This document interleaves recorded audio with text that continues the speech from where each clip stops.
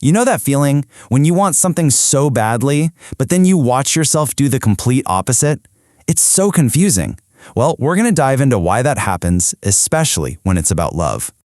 Okay, so picture this. You finally meet someone who's kind, consistent, totally available. I mean, they're checking all the boxes you thought you wanted. But then, something inside you just starts to hit the brakes. You start finding little reasons it won't work, maybe you go quiet, and you're just left thinking, what am I doing? Why am I pulling away? So, here's the thing. We're not here to talk about what you're doing wrong. Not at all. Instead, we're going to look at a biological explanation. And trust me, understanding this difference is the key. It's about shifting away from that heavy self-judgment and into a place of genuine self-understanding. Right, so this is the crucial point. On one side, you've got this verdict, this idea that you're broken, that you're just self-sabotaging. And on the other side, you've got the explanation. The idea that this is actually a learned, protective, biological response. Our whole goal here is to take a journey from that first column over to the second. And the star of our show today? It's your nervous system. Its main job, its only job really, is to scan for danger and react way faster than you can think. But here's the part that changes everything. It isn't hardwired. It's not set in stone. It actually learns from your experiences. So how does it learn? Well, your early experiences, especially the ones around closeness and safety, they basically shape it. They give it the data. From that data, it builds this little model of the world, a kind of blueprint.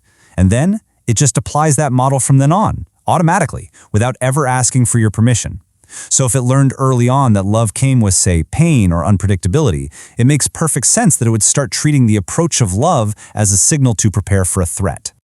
Okay, so what does this actually look like in real life? We're going to walk through 7 specific signs that your nervous system is running its protective program. And remember, as we go through these are not character flaws. They're clues. They're just data. All right, let's dive in. See if any of these 7 signs sound familiar to you. So sign number 1, and this one is so counterintuitive, it's that you feel the most anxious when things are going well. Yeah, it's not when there's a fight, it's when everything is calm, when the person is being consistent and warm. That's when you feel that tightness in your chest, that little hum of anxiety. And the logic behind this is fascinating, right? It's not that your system is afraid of the bad stuff. It's afraid of how much the good stuff is going to hurt when it inevitably ends. See, your system learned that calm was often the thing that came right before a storm, before a rupture. So, when things feel good, your threat detector doesn't relax. No way. It actually escalates. It starts bracing for impact. Okay, sign number 2. You mentally prepare for them to leave. You find yourself kind of rehearsing the ending in your head. You imagine them pulling away or getting bored or just deciding to leave. Not because you want that to happen, it's because your nervous system is trying to get there first. And this is the logic, plain and simple. If you've already imagined the loss, the actual loss will hurt less. It's a protective strategy, a kind of pre-grieving. It's an old logic, probably learned at a time when being caught off guard was the absolute worst thing that could happen. By bracing for the worst, your system is just trying to soften the blow. Number 3. This one is often a physical feeling. Closeness. Like real emotional or physical closeness creates this urge to surface for air. It's like the intimacy itself is this deep water, and you just feel this desperate need to pull back and breathe. And this is so important. This response is not a rejection of the other person. It can feel like it can look like it, but it's not. It's a regulation response. Your system is just doing what it learned to do when getting that close to someone felt overwhelming or unsafe. Okay, number 4. You're better at caring for someone than letting them care for you. You are probably a rock star at showing up for other people. You hold space, you give advice, you're the one they call. But the second that spotlight turns on you, there's this immediate, specific discomfort. It just feels wrong. And here's the why behind that. Giving keeps you in control, right? You're the one in charge. But receiving asks you to trust. It asks you to be vulnerable, to be seen as someone who has needs. And if your system learned that having needs was complicated or maybe even dangerous, it's absolutely going to guard against that feeling by pushing care away. Which leads us perfectly into sign number 5. You minimize what you want or need. You kind of downplay it. You're the master of, oh, it's fine, or I don't really need anything, when deep down, you're starving for more. Because just admitting you want something, that feels like a huge, risky exposure. I mean, look at this. It's so clever in a way. The system reduces the stated want, what you say you want, to the level it believes can be safely met. It's trying to protect you from the disappointment or the hurt that it learned comes with asking for what you really truly desire. Sign number 6. You're more comfortable in the almost than in the actual. You know the almost relationship, right? It's that space where there's all this intensity, all this connection, but no actual definition or commitment. It always feels like it's just bad timing or some other circumstance. But when you look back, you realize it's a pattern. And that's because the almost has all the emotional charge of closeness without the full vulnerability of it. It's the perfect sweet spot for a nervous system that's on high alert.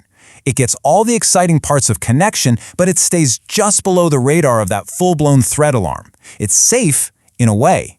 And last but not least, sign number 7. When someone actually stays, when they don't leave, when they're consistent way past the point you secretly expected them to bolt, your first gut reaction isn't relief. It's suspicion.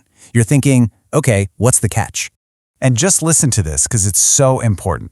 Consistency itself has become a trigger. And that's not because you're broken. It's because your threat detection system is doing its job perfectly with the data it actually has. It learned from past experiences where someone seemed safe and then they weren't. So now, when someone is actually consistent, it just doesn't compute. It feels like a trap. So, seeing all these signs, not as a list of your flaws, but as a map of your system's history, that is incredibly powerful. Because it doesn't just explain why things have been the way they've been, it actually creates an opportunity, a little space for a different future. Because once you know this is just an old program running, a threat detection system on autopilot, you can start to ask a different question in those tough moments. You can switch from the old question, ugh, what is wrong with me, to a new question, okay, hold on, what did my system just decide was happening? Now that new question, it's not a magic wand, it's not going to fix everything overnight. But what it does do is so crucial. It opens up a tiny little gap between the automatic response and your action. And right there, in that tiny gap, that's where all the possibility for change lies. That's your chance to pause and remember, oh, right, this feeling, it's just my system running an old program. So, let's bring this all together. You might have started this feeling the weight of all these behaviors you just couldn't make sense of. But the single most important thing to take away is this. What you have is a history. It is not a verdict. You were not broken into these responses, you were shaped into them, shaped by real experiences, by real loss, a lot of times when you were way too young to do anything else but adapt. So this isn't a verdict on who you are, it's just a record. It's a record of what you survived. And here's the beautiful thing about a history. Unlike a verdict, it isn't set in stone. It can be updated, not by just trying harder, but with new experiences, new evidence. A nervous system that learned one story can, slowly but surely, learn another. So the final question we're left with isn't what's wrong with me anymore. It's this. Your nervous system learned a history. What new evidence are you going to give it?